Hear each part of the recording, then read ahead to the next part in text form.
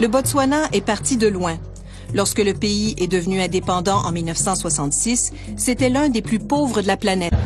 L'exemple du Botswana montre ce qui arrive lorsque des richesses naturelles ne vont pas gonfler les poches de quelques privilégiés et que le reste de la société en profite.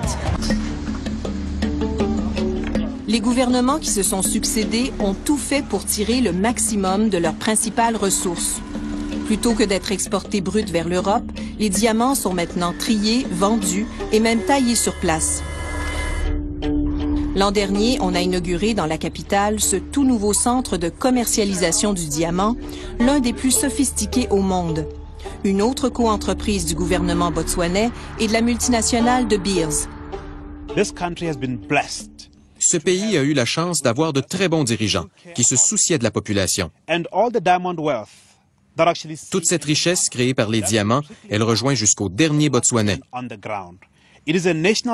C'est une ressource naturelle dont tout le monde profite. Le Botswana est parti de loin. Lorsque le pays est devenu indépendant en 1966, c'était l'un des plus pauvres de la planète. Mais un an après la fin du protectorat britannique, on découvrait les premiers diamants. Le premier président de la Nouvelle République, Seretse Khama, a donné le ton. Gestion prudente de l'État, négociations serrées avec De Beers, premières mesures sévères contre la corruption. Un modèle pour ses successeurs. Ça veut dire qu'il n'y a aucune corruption au Botswana? Non, vous ne pouvez pas dire ça. Dans aucun pays, vous ne pouvez dire qu'il n'y a pas de corruption. Festus Morae a été président du pays de 1998 à 2008. Lorsqu'il a reçu le prix Mo Ibrahim, on a notamment souligné ses efforts dans la lutte contre la corruption. La corruption, ce n'est pas comme chasser le lion. Vous le tuez et vous dites « ça y est, il est mort ». Non, c'est toujours là, à rôder autour. Je n'ai jamais vraiment été témoin de corruption. Je ne dis pas que ça n'existe pas, mais le gouvernement a mis en place des structures pour qu'elles soient minimales. Dès leur plus jeune âge, les jeunes Botswanais apprennent que la corruption est un frein au développement. Ils forment même des clubs dans les écoles. Depuis 1994, il existe aussi une agence gouvernementale de lutte contre la corruption et le crime économique. Campagne de prévention, ligne téléphonique pour dénoncer les irrégularités, l'agence mène environ 600 enquêtes par année. Surtout des cas de petits fonctionnaires, comme des agents de l'immigration ou de la faune, qui tentent de monnayer leurs services. Ça peut être quelqu'un qui vous demande 20 poulas pour entrer dans une réserve ou obtenir un permis. C'est surtout de la petite corruption. Mais récemment, nous avons eu des cas impliquant des gens très en vue. Une affaire a particulièrement fait grand bruit. Elle implique d'ailleurs un ancien directeur de Debswana, la Compagnie nationale de diamants. Louis Chindo fait face à 32 chefs d'accusation criminels, tous liés à de la corruption. Nous ne couvrons personne, quel que soit son statut. Personne n'est au-dessus de la loi. Le gouvernement botswanais est l'un de ceux qui dépensent le plus par habitant en éducation au monde.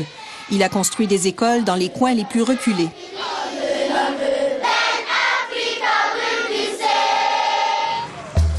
La plupart des cours à l'université sont subventionnés. Les étudiants reçoivent même une allocation de 150 à 250 $ canadiens par mois.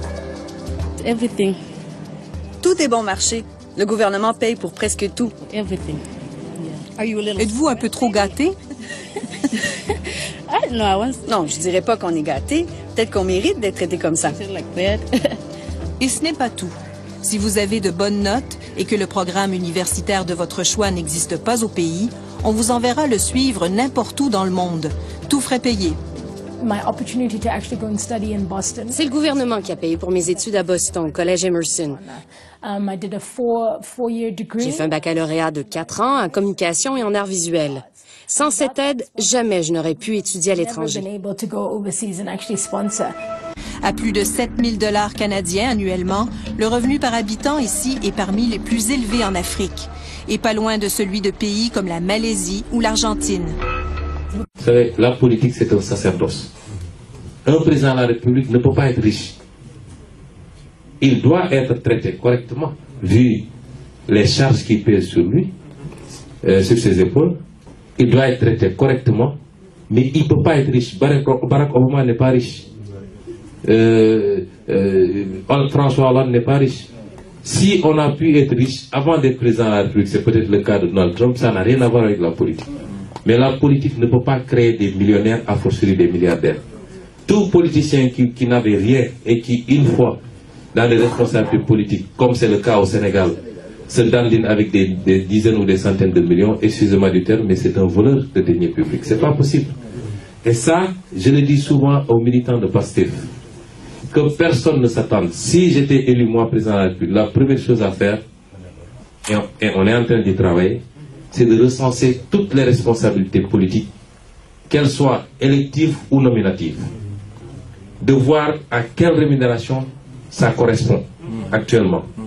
De rationaliser ces rémunérations lorsqu'on considère qu'elles sont exagérées. Et de publier ces rémunérations politiques. À commencer par le président de la République, le Premier ministre, s'il y en a encore, les ministres, les députés, les maires. Il faut que chaque Sénégalais sache combien je paye à un élu. Quel salaire cet élu a.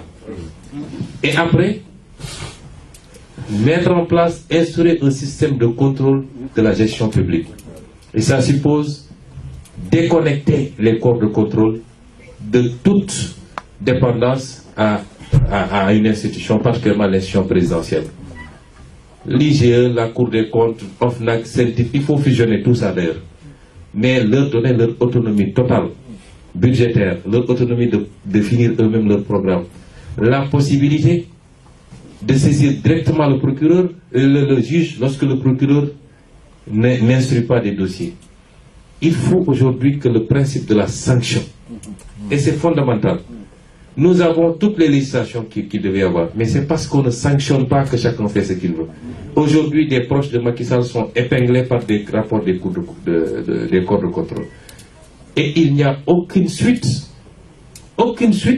parce que simplement, l'argent qu'ils ont détourné leur sert à aller financer des meetings pour Macky Sall, à corrompre des militants ou des électeurs pour Macky Sall. C'est ça le problème.